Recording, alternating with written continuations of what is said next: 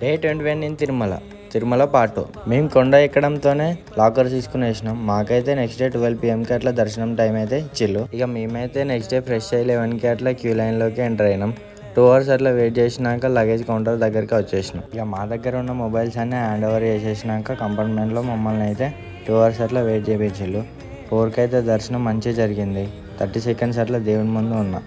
అసలు ఆయన చూసినాక పడ్డ కష్టాలన్నీ మర్చిపోయి అట్లే చూస్తూ ఉండిపోయినా. దర్శనం అయిపోయాక లడ్డు కౌంటర్స్కి వెళ్ళి లడ్డూలు తీసేసుకొని గుడి ముందనే ఒక లడ్డు ప్రశాంతంగా తినేసి కొద్దిసేపు అట్లా అక్కడనే కూర్చోగానే పల్లకి ఊరేగింపు వచ్చింది. ఆయనని చూడడానికి మనం లోపలికి వెళ్తే మనని చూడడానికి ఆయన బయటకు వస్తాడు. ఆయనని చూసినాక అసలు గోస్ బాంబ్స్ చూసినాక అసలు అన్ని మర్చిపోయి ఆయనని చూస్తూ ఉండిపోవాల్సిందే. ఎవరైనా సమ్మర్లో తిరుపతి ప్లాన్ చేస్తుంటే పోస్ట్పోన్ చేసుకోండి. ఎందుకంటే ఫ్రీ దర్శనం without SS tokens 30 hours 24 hours అట్లా పడుతుంది. నేను తిరుమల అల్పిరి మార్గంలో ఎలా ఎక్కానో నా ప్రొఫైల్ ఓపెన్ చేసి ప్రీవియస్ వీడియో చూడండి.